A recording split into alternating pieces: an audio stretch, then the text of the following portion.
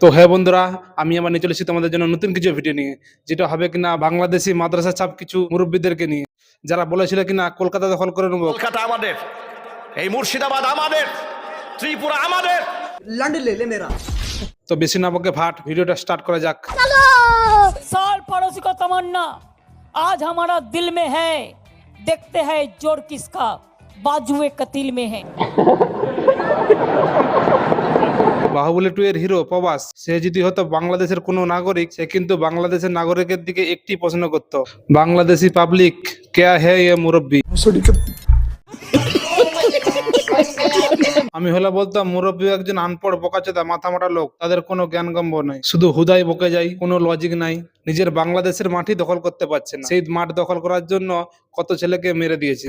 টঙ্গীর তুরাগ তীরে ইজতেমা মাঠের দখল নিয়ে মাওলানা জুবায়ের ও মাওলানা সাদ অনুসারীদের মধ্যে ব্যাপক সংঘর্ষের পর এলাকার পরিস্থিতি থমথমে। টঙ্গীর ইজতেমা মাঠের দখল নিয়ে কদিন ধরেই উত্তেজনা চলছিল মাওলানা জুবায়ের ও মাওলানা সাদ অনুসারীদের মধ্যে। গতরাতে দুপক্ষের সংঘর্ষে রণক্ষেত্র হয়ে ওঠে তুরাগ তীর। আমরা কাছে তো সব মেডিসিন আছে, রাখবে সালে। বাংলাদেশি মুরব্বীদের বাস্তবতা হলো যে হালাল প্রথা একটি খারাপ জিনিস, সেই হালাল প্রথাকে ব্যবহার করে মেয়েদেরকে শোষণ করা। এক নারী হুজুরের কাছে এসেছিলেন হিল্লা বিয়ের ফতোয়া জানতে। এরপর হুজুর তাকে ফতোয়া জানিয়ে 2 ঘন্টার চুক্তিতে নিজেই বিয়ে করেন। ইসমত আলী আশিকি নামের মাদ্রাসার এক মুহাতামিমের বিরুদ্ধে উঠেছে এমন গুরুতর অভিযোগ। বিয়ের 10 মিনিটের মধ্যেই মসজিদের ভেতরে সিঁড়ির পাটাতনে ওই নারীর সঙ্গে বাসরও করেন তিনি। বিয়ের ঘন্টা 2 মধ্যে বাসরের পর তালাকও দেন মুহাতামিম আশিকি। বিষয়টি জানাজানি হলে এলাকায় বেশ চাঞ্চল্যের সৃষ্টি হয়।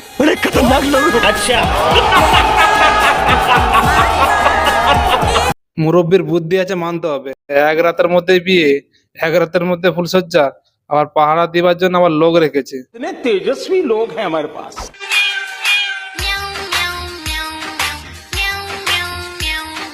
किसको छोड़ूं किसको खाऊं, म्याऊं म्याऊं म्याऊं म्याऊं। एक तरफ है रसमलाई, एक तरफ है चिया लेकिन ये साला कर क्या रहा है यहाँ पे? आई। एक तरफ है रसमलाई, एक तरफ है चिया। किसको खाऊं, म्याऊं म्याऊं म्याऊं। মনে হচ্ছে মুরব্বীর ভাষণ কেউ শুনতে আসছে না, সেই জন্য মুরব্বী রিল বানিয়ে টাকা কামানোর চেষ্টা করছে, আবার একজন নয়, দুটা মেয়ে নিয়ে। अभी मैं गाली नहीं दे सकता।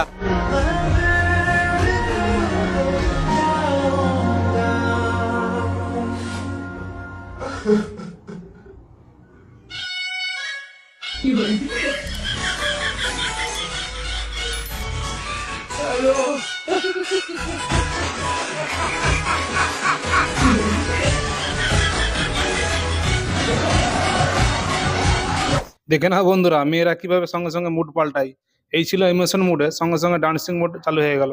এই হলো মেয়েদের মন, বোঝা বড় মুশকিল।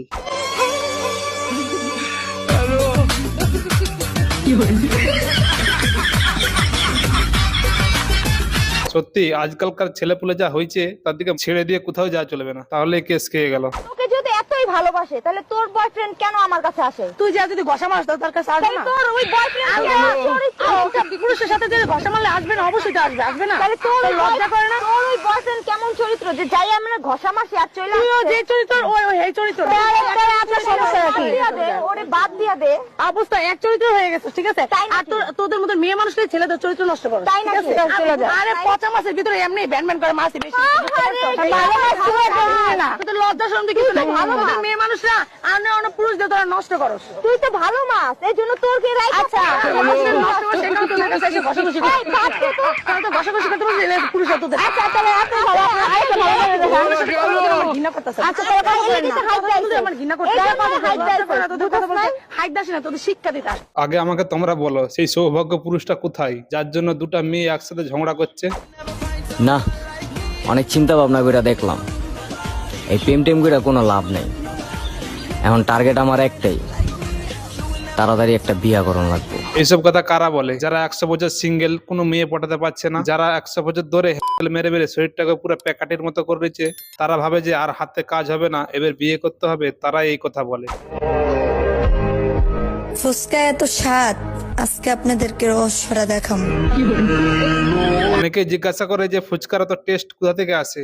তাদেরকে একটা কথাই বলবো, দেখে নাও ভালো করে ফুচকাওয়ালা তার স্পেশাল মশলাটা কিভাবে তৈরি করে।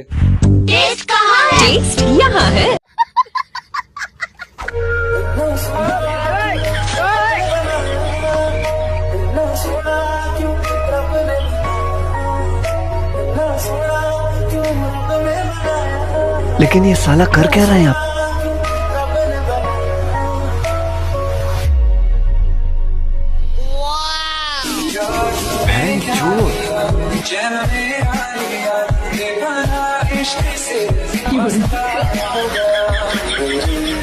এটা দেখার পরে একটা কথাই মনে পড়ে যাচ্ছে, অনেক মুরব্বীকে বলতে শুনেছি যে বুরখার পেছনে হুর আছে।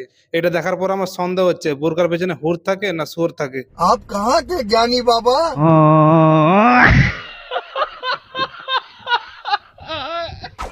মামনি, দুনিয়াটা টাকার উপরে চলে, তোমার ওই বালছাল রূপ দিয়া না।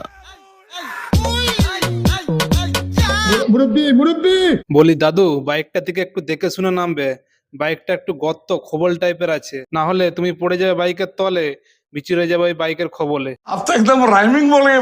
চরে চরে পড়ে না, সরে সরে সরে। ভালো হবে না, ওই যে তাল তোমার শরীরে যে দুইটা লড়তেছে পরে না তো। আর বললেন না, মেলা বলছেন। আরে দিদি, কাকে কি প্রশ্ন করছো? দাদু আমাদের সেই লেভেলের মাল যে কিনা তাল গাছে উঠে তালকে ধরে নাড়াতো। তাকে তুমি এইরকম প্রশ্ন করলে হবে?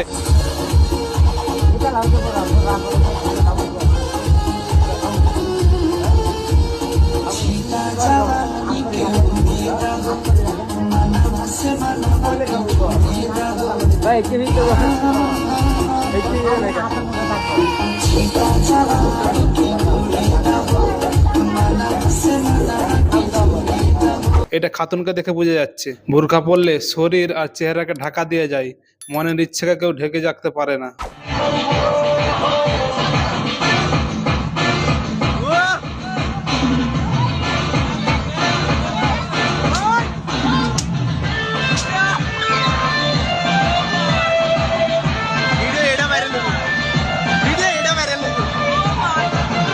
এটা আবার কি হলো? ভাইয়ের মনে হচ্ছে গানটা পছন্দ হচ্ছিল না, তা না হলে হয়তো ডান্সটা পছন্দ হচ্ছিল না, সেই তোর হয়তো এসে দিয়েছে বাদ দিয়ে। আবার কি উদ্ভট কথাবার্তা। তো বন্ধুরা, ভিডিওটা এখন পর্যন্তই। তোমাদের কাছে আমার একটি অনুরোধ, চ্যানেলটাকে সাবস্ক্রাইব করে যেও। তো দেখা হচ্ছে পরবর্তী ভিডিওতে।